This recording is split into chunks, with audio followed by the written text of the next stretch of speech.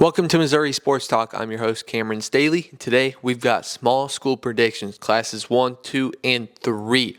So, let's go ahead and get right to it. Class 1 from last week. Chamois loses at home to Prairie Home, 42-38. Prairie Home sitting at 11-2 this season.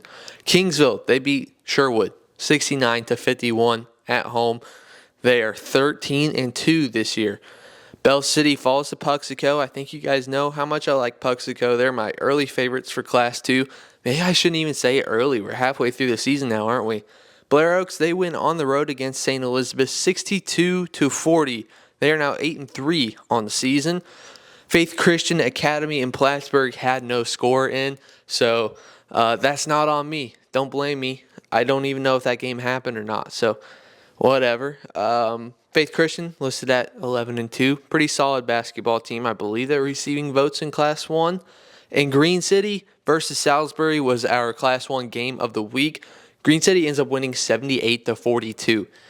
Not necessarily game of the week, I don't think. So, but really on this list, I mean, Puxico won by 28. Blair Oaks won by 22. Was that 36? Yeah, 36 for Green City. That's crazy. 18 for Kingsville, and then 4 for Prairie Home, but it was 42-38, so that probably wouldn't have even been a good game. So, we got blowouts and one low-scoring game in Class 1 this past week. Class 2 scoreboard, let's start off with South Pemiscot and Hayti. That one happened on Tuesday. That game was, I think, over by the time I had the video up, but I obviously had filmed before the video started, or I filmed the video before the game started is what I meant to say there. South Pemiscot was my prediction, obviously. They end up winning this game 66-61. Slater falls to Pilot Grove by 3 points. I'm a little surprised by that. Pilot Grove now sitting at 9-6, Slater 9-3. West Strand, they're looking pretty solid, 12-3. They beat Scotland County 63-54. Harrisburg, they put it on Sacred Heart. 73-35 is your final there. Norwood versus Hartville. That was our Class 2 game of the week. And, like I said, Hartville's going to hold the ball. It just can Norwood overcome that and score a little bit. They ended up scoring a little bit. And when I say a little bit, 42 points. Nothing special. Hartville ends with 36. So Norwood ends up getting the win. They're sitting at 15-1. Obviously, the number one team in Class 2 via the polls. I think they're looking good. Like I just said 3 minutes ago, Puxico is my favorite in Class 2, but Norwood, I think they're right behind it. Schuyler County. I think I've said this as well a few times that I wasn't super high on their wins yet so far. Sitting at 11-2, they finally get a really good win over an Atlanta Class 1 team. They are 10-3. I think they're receiving votes, maybe near the bottom of the rankings. They're a good basketball team. Schuyler County barely pulls this one out, 47-45. Good win for the Rams. Class 3 scoreboard. So that Bishop LeBlanc and Mid-Buchanan game actually did not happen. If you guys remember me talking about that. So I actually pulled their result from, it was like a few days before what was listed. I think that was just on Mid-Buchanan's AD. He had it in there on accident. They had played 4 days before that in a tournament. And so that is that tournament score right there. Bishop LeBlanc won 55-51. I'm blanking on what tournament it was in. Iberia loses to Bell at home 77-62. You guys have heard me say I just don't think that Bell can score. Well, man, they may be watching my videos because they really proved it wrong there. 77 points, that's a great win for the Tigers. Palmyra in the Class 3 game of the week, they beat Kirksville 70-65. These are two really good teams. Palmyra ended up getting knocked out in the playoffs last year by Priory High School. It was the first time they had won a district championship in like 40-something years, 50-something years. And then they ended up beating Palmyra in the sectionals. I remember that because I took Palmyra. And, I think that won't happen this year. I think Palmyra, I don't know if this is a Final Four team. but it definitely could be a Final Four team. I'll say that much. Lafayette County, if we're talking about Final Four teams, I think the Huskers could do it. They're 74. They won 74-52. They're sitting at 10-2. I like how they're playing this year. One that I definitely got wrong, Van Far versus Bowling Green. Bowling Green hosting. They ended up winning 51-35. I took Van Far in that one. Bobcats, they kind of lost my respect a little bit. If you guys watched the game against Warrenton, the highlights, their players after tried to rile up the student section, did a good job riling up the student section, I should say, and then obviously just kind of ran away. And then one of the coaches decided that he needed to get involved and rile up the student section as well. So I lost all respect for the basketball team.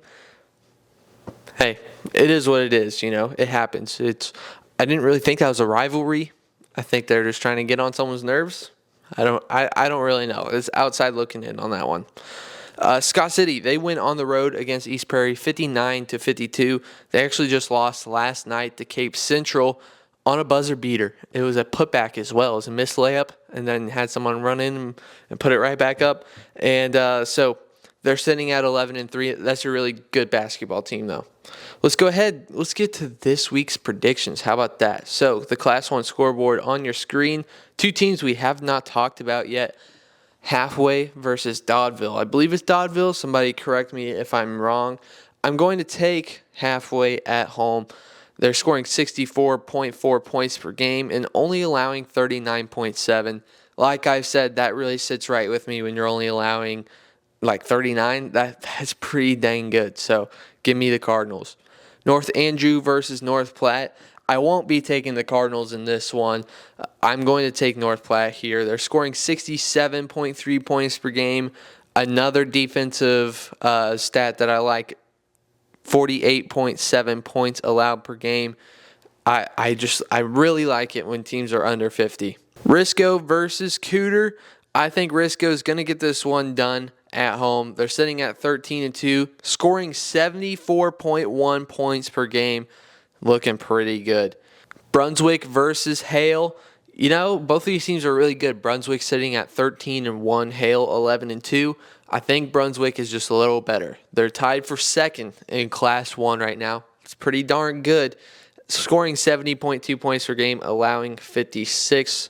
Nope, sorry. I was looking wrong place. Scoring 71.2, allowing 38.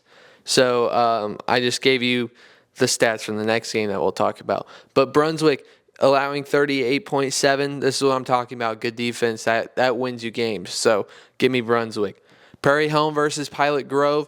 I just gave you the stats for Prairie Home. Like I said, scoring 70, allowing 56. They're receiving votes in Class 1, something that Pilot Grove cannot say. I think that Prairie Home will get this one done. The Class 1 game of the week will be Drexel versus Oshella. Drexel is sitting at 9-3, Oshella 12-2. This game is happening on Friday. I believe that Oshella will win on the road. They're scoring 52 per game, allowing 40.8 per game. Receiving votes in Class 2. I think they'll get it done. Class 2 scoreboard, Crane versus Blue Eye. I think Crane will win this one at home. 55.6 points per game, allowing 42.9. They've got a 14-8 matchup history since 2009 against the Blue Eye. So 1-14, lost 8. So I think they'll make that 15-8. Crest Ridge versus Lexington. I'm going to take Lexington here on the road. They're receiving votes in Class 3. 62.4 points per game, allowing 46.5. Glasgow versus Slater. This one is tonight. The other two are tonight as well. I might go to this one. I'm not sure yet. But I think if I have this video up at like 5:30, I should be already on the road to Glasgow. So I'm kind of excited for this one. If I do end up getting to go, I get to see Brandon Terrell on Slater. I think that's how you pronounce it. I am going to take Glasgow, though. I think, they have a better matchup history here. They're 20-14 against Slater since 2008. They're scoring 62 a game and allowing 48.2 a game. These two have already played this year. Glasgow got it done. They actually play 3 times this year. They're in the same conference, so they go back and forth. It's like a little like home and home. So Glasgow gets the first one at home, and then Slater will host them at near the end of the year. But then they've also played in a tournament back in December. Glasgow got that one done. I think they'll win the second one. I think Slater can take the third one, but for now, give me the Yellow Jackets. West Strand versus Kirksville. West Strand, like I said, is a good team, but they're playing a Class 4 school. I think, with Kirksville receiving votes in Class 4, it's not really going to be an even matchup. They're scoring 62 a game, allowing 45.2. Give me the Kirksville Tigers. Campbell versus South Pemiscot. I haven't talked about Campbell yet this year. They're 12-2, but I'm going to stick with South Pemiscot here. They're number 9 in Class 2. They are scoring 67.3 points per game and allowing 57. Give me the Bulldogs. The Class 2 game of the week is Eugene versus Harrisburg. Eugene sitting at number 2 in Class 2. Harrisburg sitting at number 4. Eugene is 11-3. Harrisburg is 10-2. I think Harrisburg will get this one done on the road. I believe this is Friday night. What it comes down to, I've got to see both of these two teams play. Both of them lost the games that I got to see. What it comes down to, I don't think Eugene's going to be able to contain Trace Combs for Harrisburg. I think that's going to be the big factor for why Harrisburg is the winner in my mind here. 67.3 points per game and 52.3 points allowed per game for Harrisburg. I think they will get this one done. The Class 3 scoreboard will start with East Buchanan versus Maryville. East Buchanan, I think they'll win this one. They're number 5 in Class 3, scoring 66.3 points per game, allowing 46.6. Principia, man, they are looking good. They are 16-0. They're playing the MICDS Rams. I don't think MICDS is going to have an answer for Principia. They are obviously the leader in Class 3. Like I said, they're number 1. I think I said that. If I didn't, Principia is number 1 in Class 3, by the way. I like Montgomery County. They are my Class 3 pick right now, Montgomery County is, but Principia, man, I think they'll probably win it, but I'm gonna stick with Montgomery County. But Principia, like I said, number 1, 74.1 points per game, allowing 45.4. Seymour hosting Norwood. Norwood, the number 1 team in Class 2. They're scoring 70.9 points per game and allowing 45.9. I think the Pirates will win. The Class 3 game of the week is Montgomery County versus Battle on Thursday night. Montgomery County, I believe they're number 2, maybe number 3 in Class 3. Battle, number 6 in Class 6. I've got to see both these teams play. They're both really elite. They're both front runners in the state championship runs for their respective classes. But what it comes down to, I think Battle just plays at too quick of a pace. I think if Montgomery County gets stuck in that, playing at Battle's pace, it's going to be a pretty easy night for the Spartans. So I will take Battle. I think this is going to be a close game. I hope it's going to be a close game. I think this one's going to be good. Unfortunately, I can't go. I would love to go to this game, but I will take the Spartans on the road here. Ash Grove versus Lockwood. Ash Grove doesn't have the prettiest stats, but they have a pretty good matchup history against Lockwood, which is what I'm going to go off of here. So Ash Grove scoring 57.1 a game, allowing 56 a game. I think they played some pretty tough competition, but they're 12-6 overall against Lockwood since 2008. So I will take the Pirates over the Tigers. Dixon versus Plateau to end off the day. Dixon receiving votes in Class 3. They're sitting at 11-2. They're scoring 65.8 points per game, allowing 53.7. I think they will get it done. So that's all we've got for today. Potentially Glasgow versus Slater in the morning. I guess we'll see. If not, I will definitely be on the road Wednesday night. So that's all we've got. Spin Missouri Sports Talk. See you next time.